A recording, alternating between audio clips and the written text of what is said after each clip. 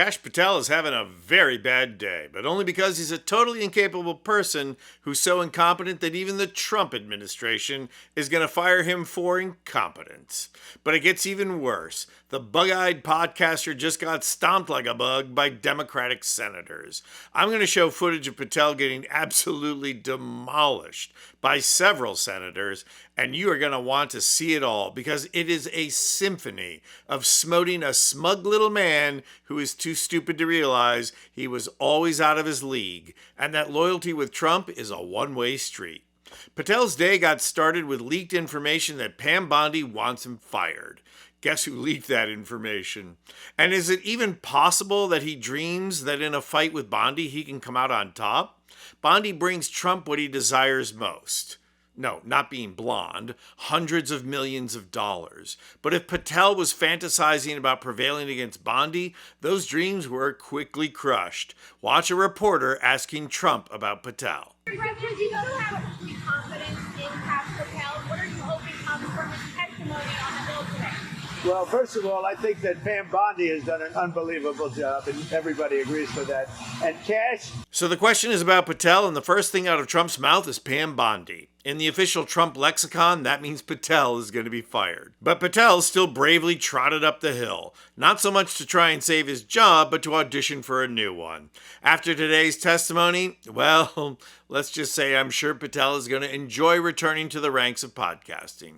First, he tried telling Senator Foghorn Leghorn that there's no evidence that Jeffrey Epstein trafficked anyone. Nice try, Kash. Then Senator Peter Welch of Vermont body slammed him on corruption and misappropriating government resources. Let me ask you this. You know, on the weekend of, according to flight tracker data, on the weekend of March 7th, an FBI plane flew round trip from D.C.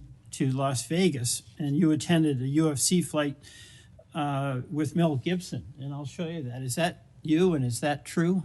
Yeah, you want to know the difference? I live in Las Vegas. I'm allowed to go home. I didn't leave a congressional hearing early on an FBI jet to dodge questions. All right. Then on April 5th, you attended a hockey game in New York City. You don't live there, right? And that's a typical Trump sycophant in action. The guy has no qualifications to be FBI director. He scores the job anyway and can't even bring himself to relocate to Washington so that he can do the job. So instead, he travels on the taxpayer's dime. Talk about privilege. But if Welch exposed him as a fool, then Klobuchar showed that he can't even be a good sycophant. Watch him stray from the party line after Klobuchar throws him a softball. The assault weapon ban, do you think that would be helpful in reducing gun deaths, Director? Senator, I think there are instances on this legislation that could prevent future attacks. Patel is so trapped by the question he can't even get a coherent sentence out. Instances in the legislation? Talk about not having done your homework. But the most crushing moment came with Cory Booker, who did not hold back. Watch. I don't think you're fit to hand the bureau, but here's the thing, Mr. Patel. I think you're not going to be around long. I think this might be your last oversight hearing. Because as much as you supplicate yourself to the will of Donald Trump and not the Constitution of the United States of America, Donald Trump has shown us in his first term and in this term, he is not loyal to people like you. He will cut you loose. This may be the last time I have a hearing with you because I don't think you're long for your job. But I'm going to tell you this, I pray for you. I pray for you that you can step up and defend your oath, defend the Constitution, and do a much better job of defending this country. Thank you, Mr. Chairman. Do you want to say anything? Yes, sir. That rant of false information does not bring this country together.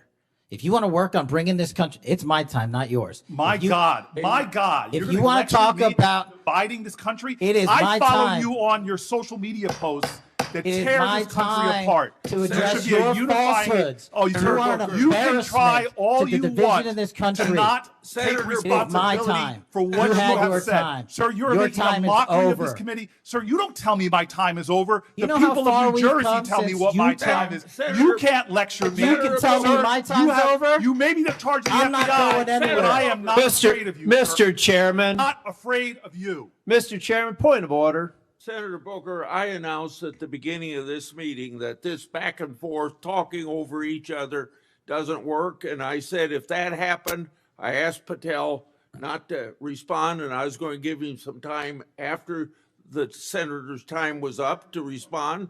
And he has the privilege to do that uninterrupted. Mr. So Chairman, one point of go order. ahead, Mr. I've Patel. watched him talk over us, and you've never once criticized him for us not even being able to get our questions out. Well, He has been rude and disrespectful to senator after senator.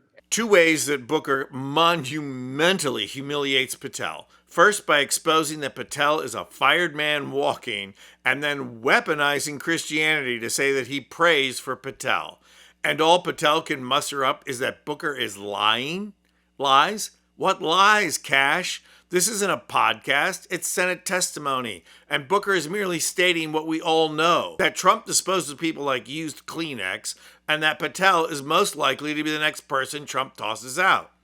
I can't say I'm a huge fan of Booker using the concept of prayer to humiliate someone, but who am I to question the veracity of Booker's discourse? There are, in fact, thousands of progressive Christians in this country who pray for some kind of radical transformation of Trump and all his mean-spirited sycophants like Patel.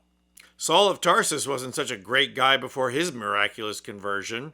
He was a mean-spirited, self-righteous government official who took pleasure in killing people he didn't agree with. Not for nothing, but that sounds vaguely familiar. Maybe we should join Senator Booker and start praying. I'm Anthony Vincent Gallo for Occupy Democrats.